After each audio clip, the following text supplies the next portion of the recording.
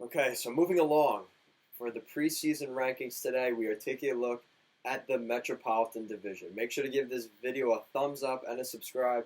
Check out our Instagram as well at Goal Line Hockey, and check out our playlist for the preseason ranking series, taking a look at all four of the divisions and my positions for each of those teams.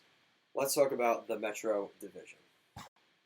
So the Metro Division is one of those divisions that, again, I've been saying it a lot, and maybe it's a credit to the parity of the league today, but I think the gap really between last and I would say, even first is just so out of whack, and specifically in this division.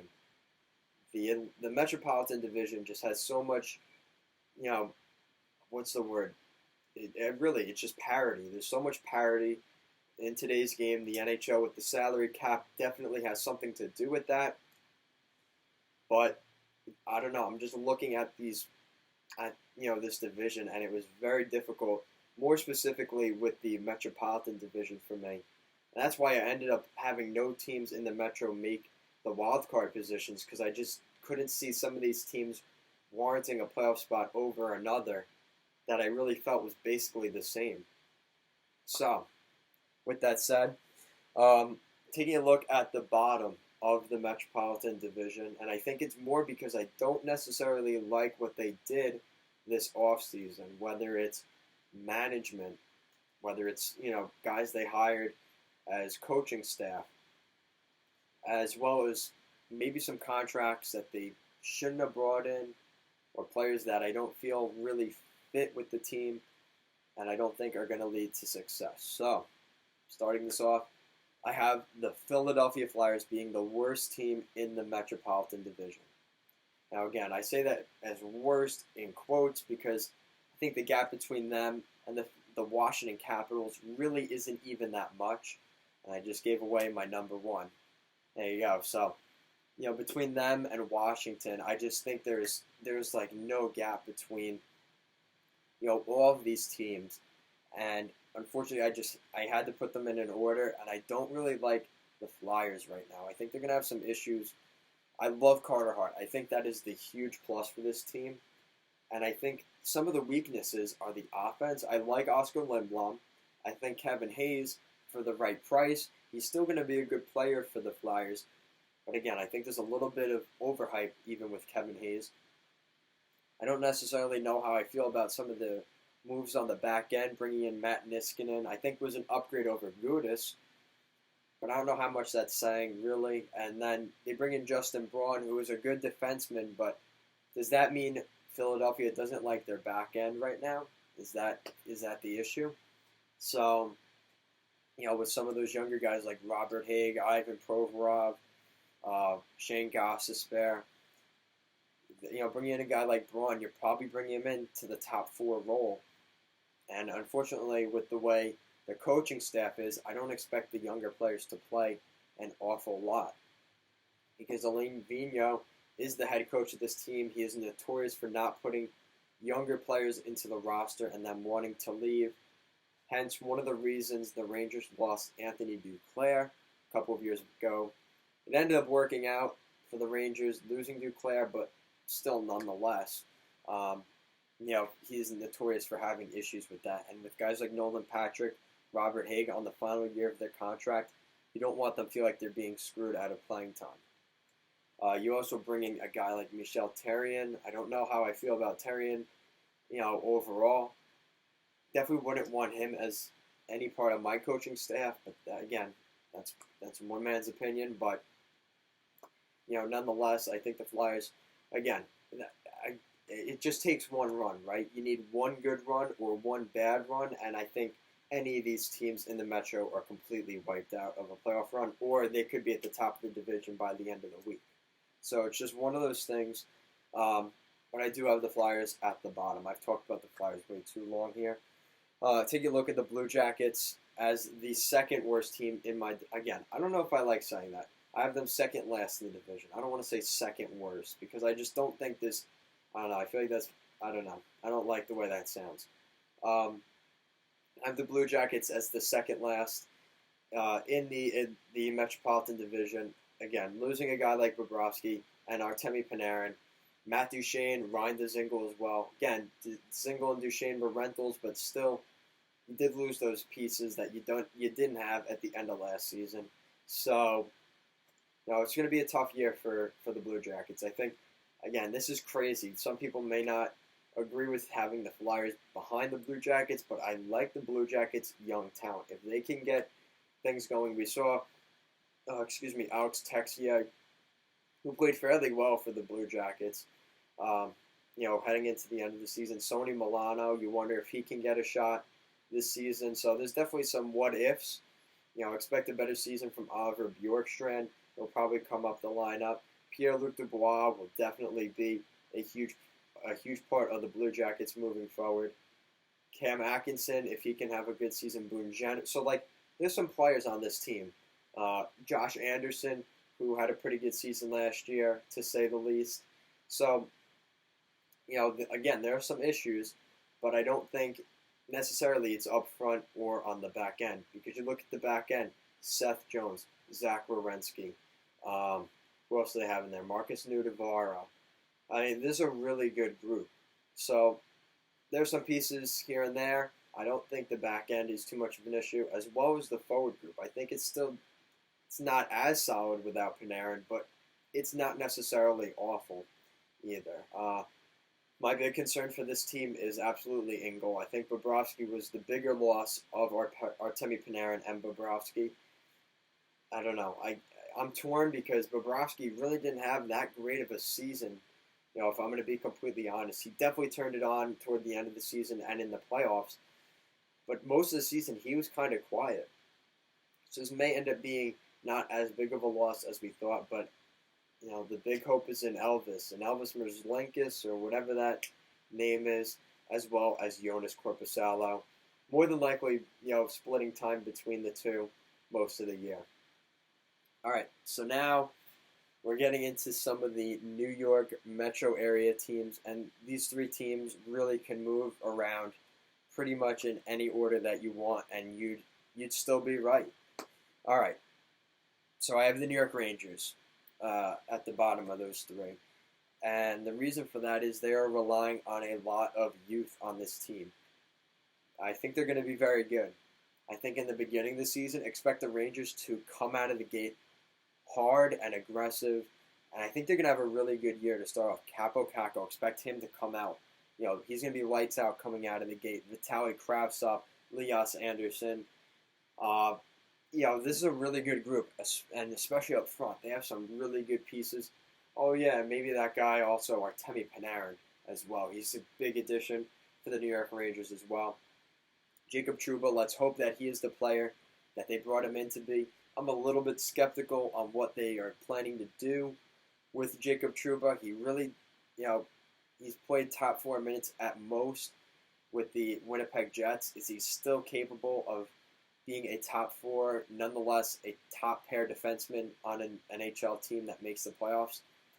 Fortunately, I don't have that for the Rangers. I don't have them making the playoffs.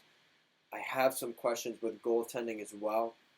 That's really the reason they are at the bottom here. I just don't know how I feel about that goaltending. And you could say that for the Islanders. You could say that for the Devils as well, which we'll get into.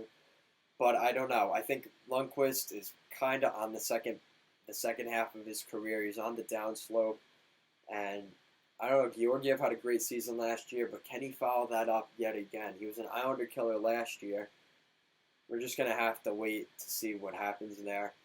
And does Shesterkin make the lineup out of camp as a goaltender? I think not. I think you're going to keep Georgiev and Lundqvist as your guys in the NHL. Let Shesterkin get used to the North America environment. Let him play in Hartford, kind of isolate him up there for a little while on the little island, keep him out of Manhattan, and then when he's ready for the pressure, he'll be ready to go when that time comes. Goaltenders take a little while to develop. I think it would be a smart move for the Rangers to not rush Shesterkin in as much as he would love to be back. As much as he would love to be in the NHL, I think it would be best for him to at least start the season in the American Hockey League. Maybe by the end of the season, maybe as soon as next year, Shesterkin will be in the NHL. All right, so now I have the other Metro, or one of the other Metro teams being the New York Islanders. So the Islanders, I have missing the playoffs. This puts like a hole in my heart with the Islanders missing the playoffs. But I don't know. I have some questions with this team, and I don't know. Last year just seemed kind of like a Vegas run. I don't know. It was a good prove me year. The only thing that gives me some real hope, I think another year of Barzell. He's going to have a much better season. I think the Islanders had kind of a adjustment year last year with Barry Trotz. It definitely ended up working out, but I don't know. I think you could expect more points from Anders Lee. He had a down year. Matt Barzell. You see a guy maybe like Josh Ho-Sang, Michael Dalcol get in the lineup. That could be huge. Maybe see in the top six Kiefer Bellows or Oliver Wahlstrom get in there. So there's definitely some hope for the New York Islanders. Definitely bringing in Derek Brassard was a huge addition for the Islanders as well. The back end looks pretty promising as well. You have guys like Adam Pellick again, Scott Mayfield on that bottom pairing. You have another year of Nick Leddy more than likely. Johnny Boychuk's getting older, and that's something that does start to concern me now with Johnny Boychuk. You have another year of Devin Tays, who had an unbelievable year. Ryan Pulock as well. And Noah Dobson. I'm saying it right now, Noah Dobson, as well as Lou Lamoriello, said it himself. He would be very disappointed if Noah Dobson did not make the New York Islanders out of training camp. I would expect Noah Dobson to be in the lineup on game number 1 for the New York Islanders. So, there you go. All right.